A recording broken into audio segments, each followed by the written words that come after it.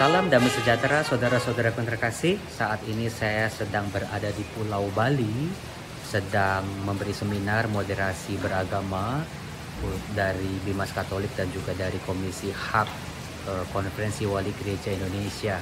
Sekarang saya sedang ada di Jimbaran, situasinya lagi hujan. Masih ada waktu saya untuk buat konten video.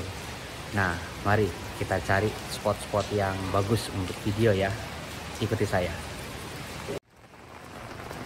Saudara-saudaraku terkasih, tadi saya sedang mencari spot untuk membuat renungan, tetapi ternyata hujannya makin besar. Tetapi biarlah rintik-rintik hujan ini ikut juga membasahi kekeringan hati kita, juga bisa mengobati, memberi kesegaran terhadap luka-luka kehidupan kita. Saudara-saudara, kalau dari sisi psikologi dikatakan setiap manusia itu bisa jadi punya trauma. Masing-masing orang traumanya mungkin bisa berbeda-beda. Ada orang yang traumanya terhadap kucing, ada orang traumanya terhadap kegelapan, ada orang traumanya terhadap dokter atau rumah sakit, ada orang trauma kalau lihat darah, dan aneka macam jenis-jenis trauma. Silakan Anda tulis di kolom komen Anda itu pernah mengalami trauma seperti apa. Nah, saudara-saudara, kalau digali lebih dalam lagi, orang bisa sampai punya trauma terhadap sesuatu. Bisa jadi dia pernah punya pengalaman yang tidak mengenakan, pengalaman yang menyakitkan, pengalaman yang membuat dia hancur, pengalaman yang membuat dia dalam kondisi tidak nyaman. Ketika kematangannya, kedewasaannya, kemampuan dia berpikir belum bisa berpikir, belum bisa memahami secara jernih, secara utuh, tapi dia mengalami sebuah pengalaman yang tidak mengenakan.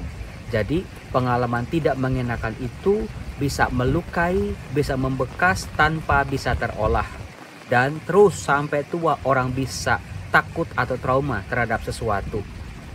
Maka dari itu biasanya trauma dipicu oleh pengalaman-pengalaman kita di masa lalu, khususnya ketika kita belum bisa menerima, belum bisa berpikir, belum bisa mencerna pengalaman-pengalaman sakit sekalipun.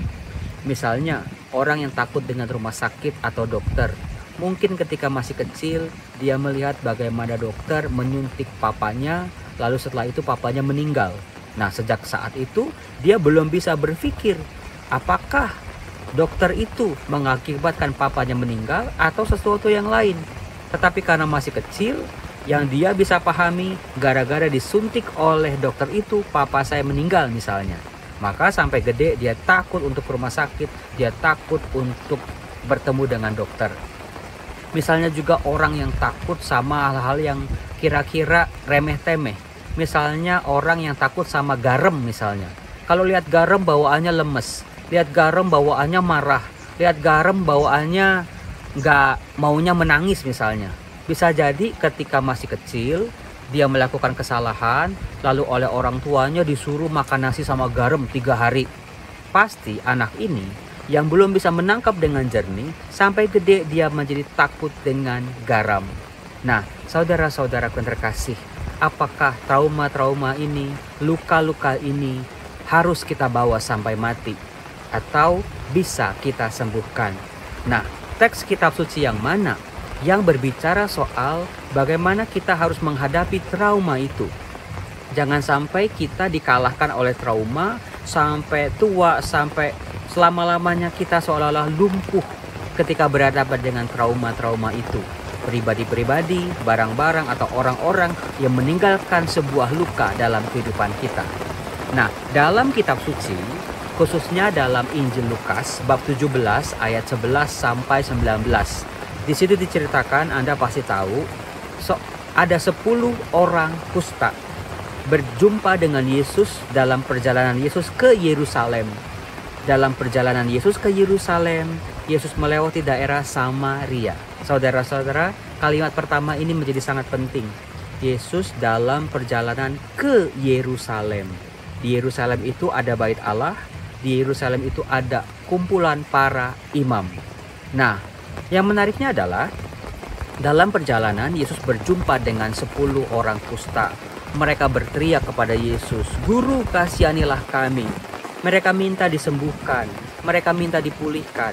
Karena bisa jadi mereka pernah mendengar kisah-kisah penyembuhan Yesus menyembuhkan aneka macam penyakit.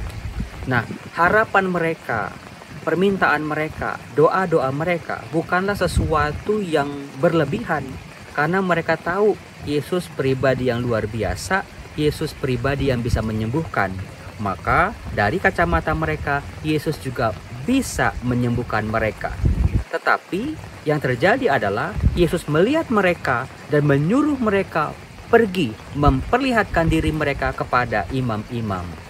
Nah, saudara-saudaraku terkasih, bagi orang kusta, imam-imam inilah sumber luka mereka, bisa jadi trauma bagi mereka, pribadi-pribadi yang menakutkan bagi mereka. Apa sebabnya?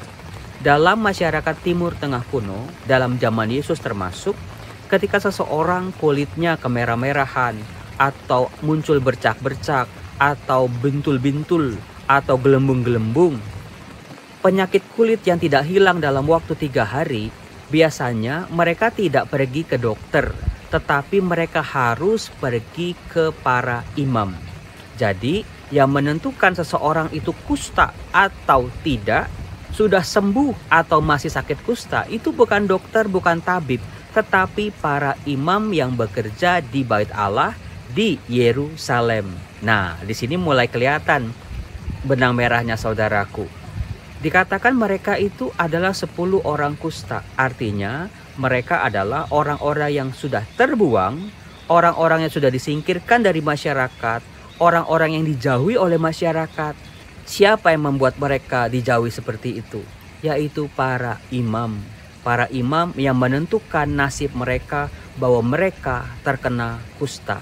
Jadi bisa dibayangkan saudara-saudara, bukan hanya sekedar penyakit kustanya yang menjadi beban buat hidup mereka. Bisa jadi, bahkan sudah pasti, para orang kusta ini sangat takut ketika berjumpa dengan imam.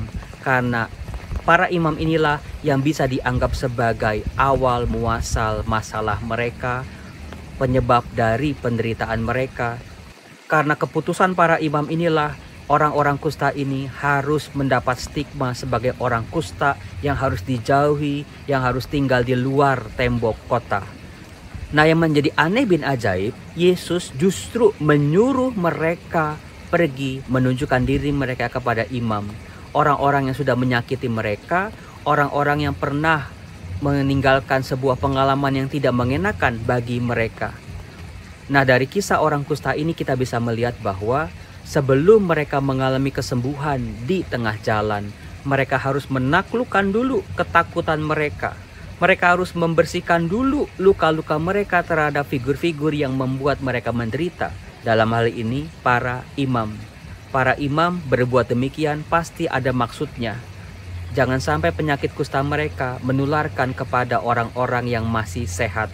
Nah, saudara-saudaraku, andai kata 10 orang kusta ini menolak permintaan Yesus, menolak perintah dari Yesus, bisa jadi mereka tidak akan pernah sembuh.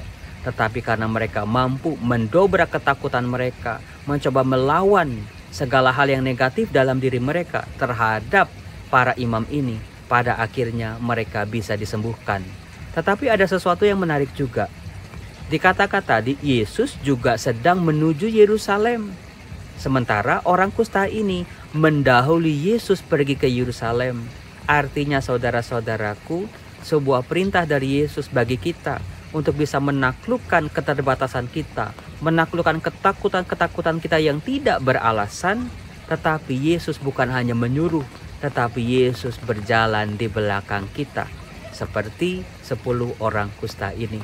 Saudara-saudaraku, bagaimana dengan Anda semua? Apakah kita mau diperbudak? Apakah kita mau seumur hidup takut, kecewa, marah dengan hal-hal sebetulnya yang remeh-temeh, yang tidak masuk akal? Tuhan Yesus, sembuhkanlah aku. Tuhan Yesus, pulihkanlah aku. Karena aku percaya Engkau berjalan di belakangku. Amin. Salam damai sejahtera saudara-saudaraku. Salam dari Pulau Bali. Kebetulan hujannya sudah mulai berhenti. Yuk kita saya ajak jalan-jalan dulu. Wah, luar biasa. Abis ini kayaknya saya mau berenang nih saudara-saudara. Nggak panas, di sini masih jam 11, artinya jam 11 WITA. Wah, bagus kan? Biarlah alam yang indah ini, hujan yang dicurahkan oleh Tuhan juga menyembuhkan hati kita. Salam damai sejahtera saudara-saudaraku, Tuhan Yesus memberkati. Salam.